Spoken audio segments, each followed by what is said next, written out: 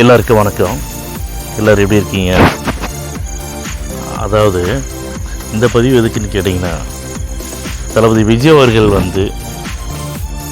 இவ்வளோ பெரிய சம்பவத்தை தாண்டி இனிமேல் வெளியில் வர முடியாது, இனிமேல் விஜய் அவ்வளோதான், தாவேக்கா அவ்வளோதான், முடிஞ்சு.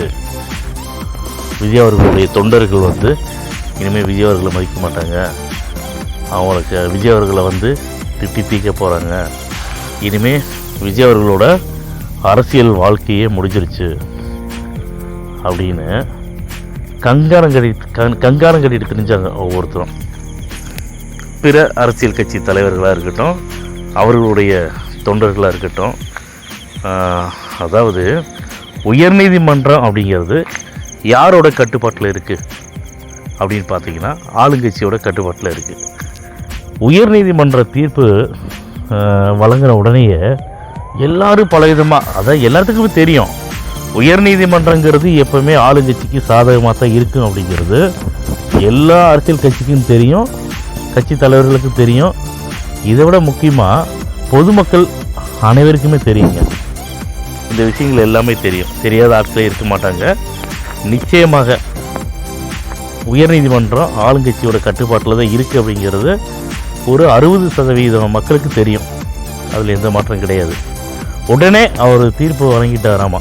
நீதியரசர் செந்தில்குமார் அவர்கள் வழங்கின உடனேயே அவ்வளோ, அதாவது என்ன சொல்ல, இனிமேல் அதான் விஜயோட அரசியல் சகாப்தம் இனிமேல் முடிஞ்சு போச்சு, அவ்வளோதான், அரசியல் வாழ்க்கை முடிஞ்சிருச்சுன்னு சொல்லி எவ்வளோ பேர் கேவலமாக பேசுகிறாங்க. அதுக்கப்புறம் தாங்க, அதாவதுங்க, கடவுள் எல்லாத்தையும் பார்த்துட்டு இருக்காருங்க. நல்லவன், கெட்டவன், அயோக்கியன், ஏமாத்துறவன், ஊழல் பண்ணுறவன், மக்களுக்கு கெடுதல் பண்ணுறவன், மக்கள் உயிரை பணயமாக வச்சு அரசியல் பண்ணுறவன்னு சொல்லி எல்லார்த்தையும் கடவுள் வாட்ச் பண்ணிட்டே இருக்கார்.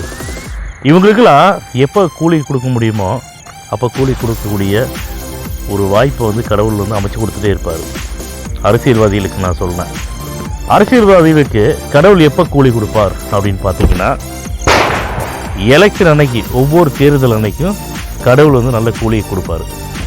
இது வரைக்கும் 75 வருஷமாக, 75 ஆண்டுகளாக பார்த்தீங்கன்னா திமுக அதிமுக அப்படிங்கிற 2 அசைக்க முடியாத சக்தியாக தான் இருந்துட்டு இருந்துச்சு. ஆனால் தளபதி விஜய் அவர்கள் திமுக அதிமுக அப்படிங்கிற ஒரு மாபெரும் கட்சியை அசைக்க தேவையில்லை. மக்களுடைய செல்வாக்கு அவருக்கு எப்பவுமே இருக்குது. திமுக அதிமுகவை அழிக்கிறதுக்காக விஜய் அவர்கள் அரசியல் கட்சி ஆரம்பிக்கலை, மக்களுக்கு நல்லது பண்ணணுன்னு தான் அரசியல் கட்சி